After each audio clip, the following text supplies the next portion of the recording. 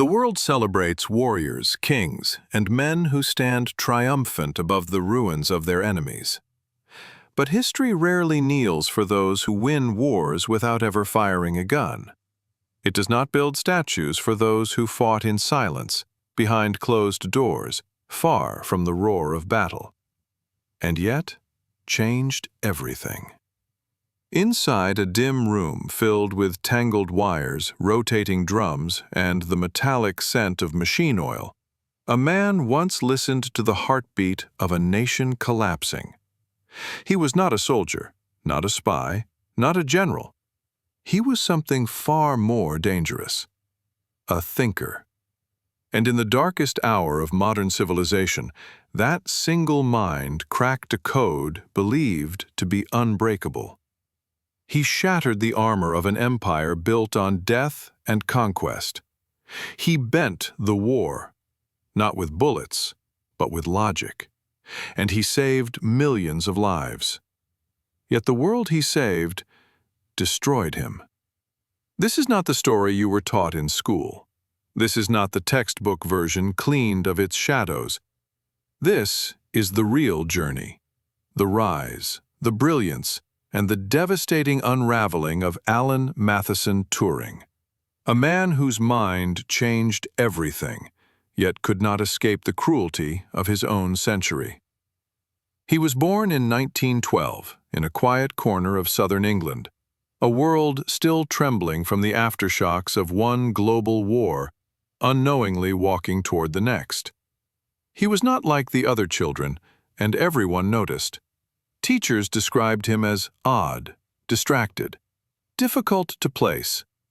He avoided eye contact. He spoke quickly or not at all. He seemed indifferent to human conversation, yet mesmerized by the smallest patterns around him.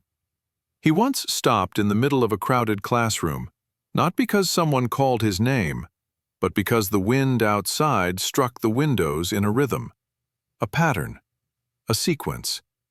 Turing heard meaning in places others heard noise.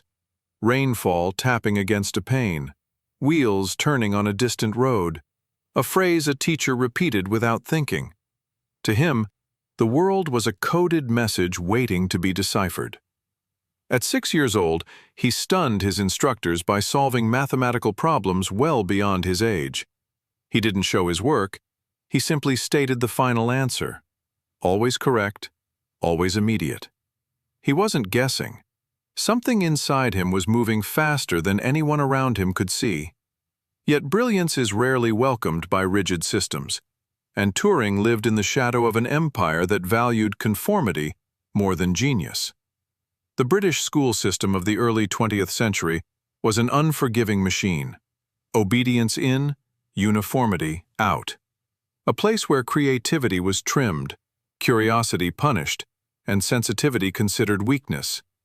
Young Turing was none of the things that system prized. He was imaginative, restless, painfully literal, unable to mimic social rituals that seemed obvious to others. But then, he met Christopher Morcom. Christopher was everything Alan was not allowed to be. Confident, kind, intellectually fearless. He treated Turing not as a strange boy to be tolerated, but as an equal, a mind worth understanding. Together they shared books about quantum physics, debates about the nature of consciousness, quiet walks where ideas flowed more easily than words. To Turing, Christopher was not just a friend. He was the first human being who made the world feel less encoded, less distant, less hostile. It was his first profound connection, and his first secret heartbreak. Christopher was everything Alan was not allowed to be: confident, kind, intellectually fearless. He treated Turing not as a strange boy to be tolerated, but as an equal, a mind worth understanding. Together they shared books about quantum physics, debates about the nature of consciousness, quiet walks where ideas flowed more easily than words. To Turing, Christopher was not just a friend. He was the first human being who made the world feel less encoded, less distant, less hostile. It was his first profound connection, and his first secret heartbreak. Then, suddenly, Christopher fell ill. A disease, hidden in his body since childhood, claimed him with cruel speed.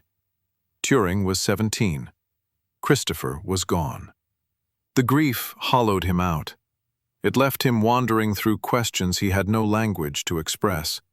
For the first time, he asked himself whether the soul, the mind, was something that could continue after death. Not through religion or comforting fantasies, but through information. Could the essence of a person, thoughts, patterns, choices, be preserved like data?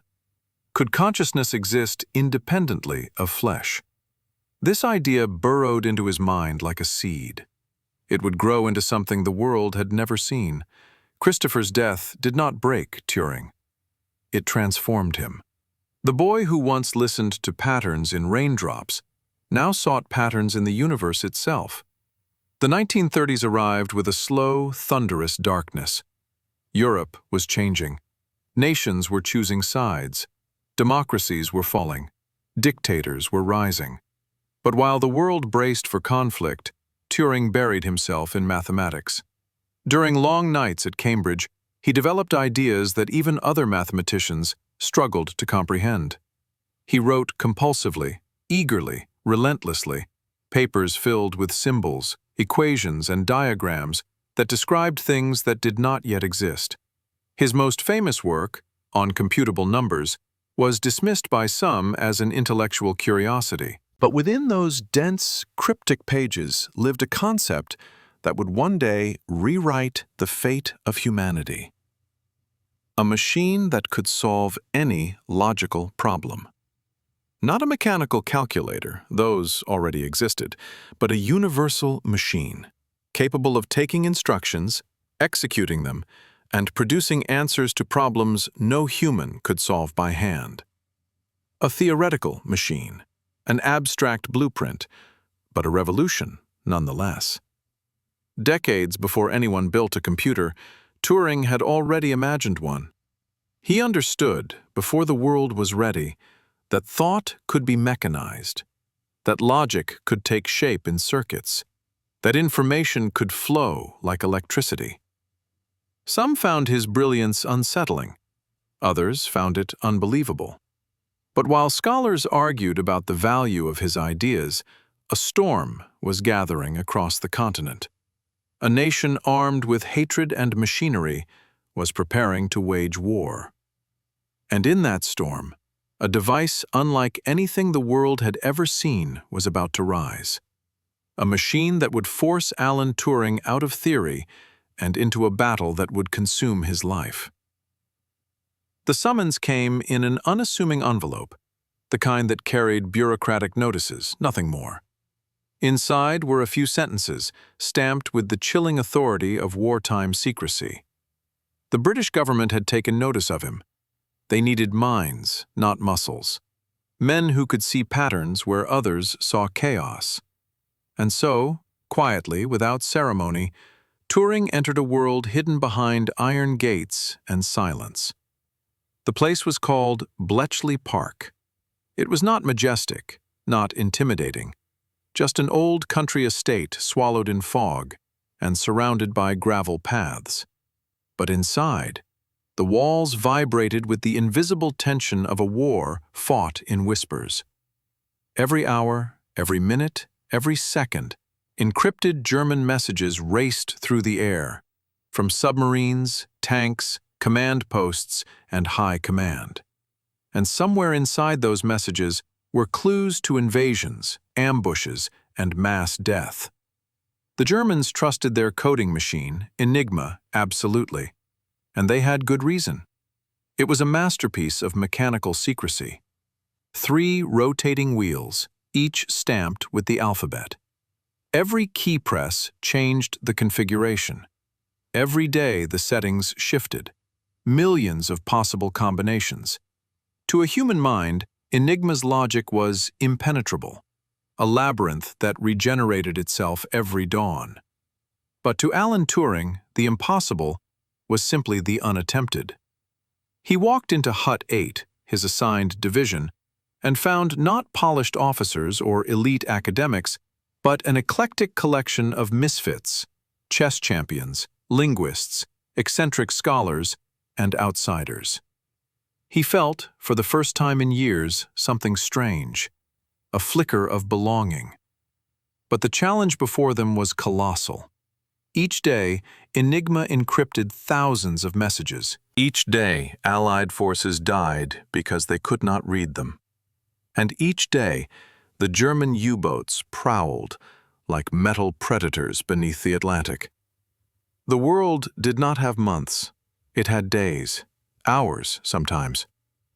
And so, Turing went to work with a ferocity that unsettled even the brightest minds around him. He scribbled formulas on scraps of paper. He paced endlessly, muttering fragments of logic under his breath. He ignored rank, protocol, and tradition. He questioned everything. And slowly, painfully, he began to see something no one else saw. The Germans believed Enigma was flawless, but they had overlooked a simple truth. Humans are predictable. German operators repeated phrases. They used similar greetings. They transmitted at the same times. They had habits. And habits are weaknesses. Turing realized that if he could build a machine that simulated Enigma's inner workings, he could exploit those weaknesses. He proposed an idea that sounded insane: a machine to break another machine. It would test combinations at speeds no human could match, reducing millions of possibilities into something solvable. They called it the bomb. When the first prototype arrived, a towering structure of wheels, wires, rotors, and switches, it looked like a machine built by a madman. People doubted it. Some laughed. Some feared it. But when they switched it on, it groaned, hummed, vibrated, and began to think. Hours passed. Then, suddenly, it stopped. A message had been cracked. Coordinates, orders, truth pulled out of the screaming void of war. For the first time, the British knew where the U-boats were. Convoys carrying food and supplies could cross the Atlantic more safely. Lives that would have been swallowed by the sea were spared. And this was only the beginning. Day after day, the machines ran, roaring like iron lungs, breathing life into hope itself. Turing improved the bomb faster than bureaucrats could approve its construction. He fought superiors, clashed with military officers, demanded more machines, more workers, more time. Not because he wanted recognition, but because he knew every hour of delay meant another ship sunk, another family shattered. He worked to exhaustion. He forgot to eat. He forgot to sleep. He existed in a suspended state between brilliance and collapse. People at Bletchley whispered about him, his eccentric habits, his blunt honesty, his inability to pretend or soften his words. But no one could deny the truth. Turing was the engine of Hut 8, and the war was slowly bending. Historians estimate that Turing's work shortened World War II by as much as 4 years. Millions of lives were saved, not by heroes on the front lines, but by a handful of minds hidden behind locked doors. Yet Bletchley Park was a paradox, a place where the world was being saved, and a place where those saving it were forbidden to speak. The greater the victory grew, the deeper the silence became. When the war finally ended, Turing received no medal, no parade, no public gratitude. His triumph was buried under national secrecy, his work classified as top secret, his name forgotten by the very country he had saved. But the silence was only the first betrayal. A far more devastating one was coming. The war ended with thunderous applause across Europe. Church bells ringing, crowds celebrating in the streets, strangers embracing with tears of relief. But for Alan Turing, there was no celebration, no salute, no quiet recognition in a government office. The man who had shattered the most powerful code in history returned to a country that knew nothing of what he had done. And he could tell no one. The Official Secrets Act wrapped around him like a shroud. Every machine he built, every life he saved, every night he spent pacing in front of the bomb with the weight of the world on his shoulders, all erased. There was no place for heroes whose victories were made in the dark. So Turing did what he always did. He turned back to ideas. He returned to Cambridge, then to the National Physical Laboratory. He wrote, he theorized, he imagined new forms of computation decades ahead of their time. He proposed one of the first designs for a stored program computer, a machine not just to perform calculations, but to think in sequences. He explored morphogenesis, the mathematical patterns behind shapes in nature, why zebras have stripes, why leaves grow in spirals, why cells organize themselves with startling precision. But something deeper was happening in his mind. A new question had taken root, one just as profound as the one he asked after Christopher's death. Could a machine think? Not imitate thought, not simulate choices, but truly think. He envisioned machines capable of learning, adapting, reasoning. Machines that could respond to questions, solve problems, mimic intelligence. The world would call this artificial intelligence. Turing called it simply a machine with a mind. He developed a provocative test, one that remains famous to this day. If a machine can converse with a human long enough that the human cannot tell whether they are speaking to a person or a machine, does the difference matter? The Turing test was not just a question about machines. It was a reflection of Turing himself, a man who had spent his life misunderstood, misread, mislabeled. A man who knew better than anyone the line between what society considers human and inhuman is far thinner than it appears. Yet while Turing explored the frontiers of the future, the country he had saved remained trapped in the past. In 1952, a burglary changed everything. A man had entered Turing's home, a petty thief, someone Turing knew casually. Instead of covering up the truth, Turing did what came naturally. He told the police everything. Honesty, once the cornerstone of his brilliance, became the weapon used against him. The police did not pursue the burglar. They pursued Alan Turing. They questioned him about the man, why he had been there, what their relationship was. And Turing, who had never mastered the art of deception, answered plainly.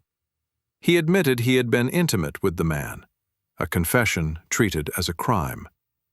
Homosexuality in 1950s Britain was illegal, not frowned upon, not taboo, illegal. The country he had saved with his mind now turned that mind into evidence. He was arrested, charged with gross indecency, the same charge once used against Oscar Wilde, a charge reserved for those society despised. At the trial, Turing refused to apologize for who he was. He refused to lie. He refused to spin excuses, manipulate language, or pretend his life was something it wasn't. So the court did what courts do when faced with a man it doesn't understand. It punished him. He was given a choice: prison or chemical castration, a series of hormone treatments meant to suppress desire, but in reality, they rewrote the body from the inside out. Turing chose the injections, not because he accepted the punishment, but because prison would have silenced his work entirely. He thought he could endure it. But no one could endure what came next. The hormones ravaged him. His muscles softened. His chest swelled into a feminized shape. His skin changed. His thoughts changed. Worse than the physical transformations were the emotional ones.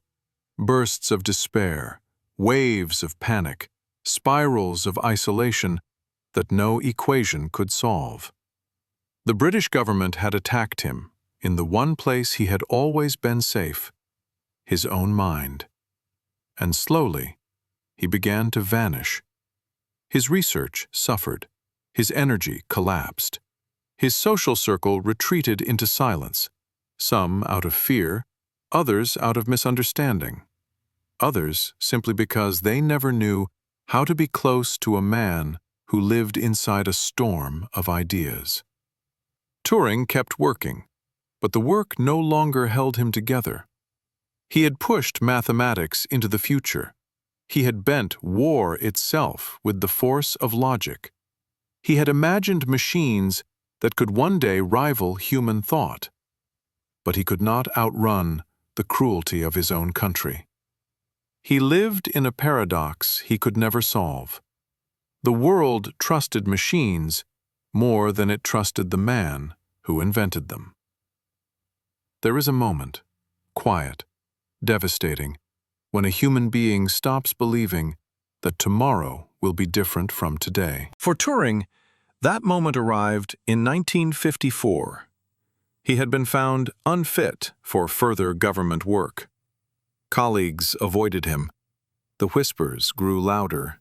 The loneliness sharpened. He continued small projects at home, tinkering with chemicals, tools, and mechanical puzzles.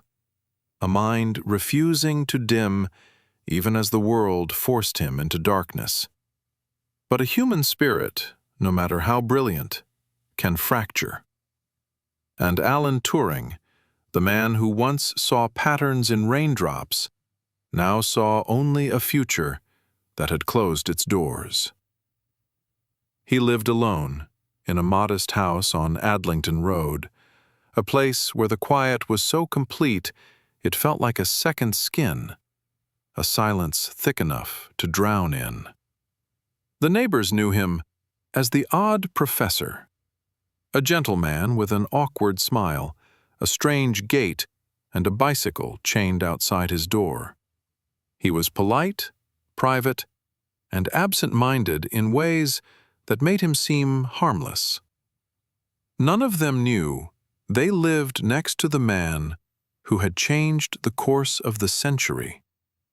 None of them knew the magnitude of the storm inside him. Turing filled his days with small experiments, chemical reactions, crystallization, mathematical tinkering. His living room became something between a laboratory and a sanctuary. But there is a certain loneliness that is not the absence of people, but the absence of understanding. A loneliness that grows when the world no longer has a place for your truth, your identity, or your brilliance. And that loneliness, in the end, became heavier than any machine he had ever built. Friends who visited those final months described a man still quick-witted, still curious, but unmistakably dimmed, like a bright lamp wrapped in cloth. His laugh, once sudden and disarming, came less often. His body, reshaped by hormone treatments, felt foreign to him. His concentration slipped. His mind, once the sharpest lens in the world, had begun to fog. He wrote letters that hinted at a life cracking at the edges, hints of exhaustion, of humiliation, of a future he could no longer see. At one point he wrote, "No one can say that I have not tried," a sentence as fragile as it was final. On the morning of June 8, 1954, his housekeeper entered the room. She found him lying in his bed, his face peaceful, his body still. Beside him, on the small table, was an apple with one bite missing. The coroner ruled it suicide, cyanide poisoning. But as with so much of Turing's life, the truth hides in shades. Some believe it was an accident, the result of experiments with chemicals he handled without caution. Others believe he staged it to look accidental, to spare his mother the pain. But then there are those who look at the man and the world he lived in and see something different. A man who had endured too much silence, too much cruelty, too much punishment for the simple act of being who he was. A man who cracked the greatest code in human history, but could not decode the hatred woven into the laws of his own country. What we know is this: he was 41 years old. He had invented the conceptual computer before computers existed. He had saved millions of lives without ever touching a weapon. He had foreseen artificial intelligence decades before anyone else dared imagine it. He had shaken the foundations of mathematics, biology, cryptography, and philosophy. And he died alone, with no honors, no recognition, no monument. Only a half-eaten apple, and the quiet that had always followed him. The silence did not break for decades. His war work remained classified long after his death. The machines he built were locked away, dismantled, erased. His name faded into mathematical circles, mentioned only in whispers, if at all. The world kept building computers, kept sending signals through cables, kept dreaming of thinking machines, never knowing the man who set those dreams in motion had died in disgrace. It was not until the 1970s, more than 20 years after his death, that the first fragments of his story surfaced. Historians began to understand his role in breaking Enigma. Researchers rediscovered his papers on computation and intelligence. Slowly, like a code coming into focus, the truth emerged. Alan Turing had not just changed the world, he had defined the future. His ideas became the foundation of modern computing. His test became the philosophical bedrock of artificial intelligence. His war work became a legend of unseen heroism.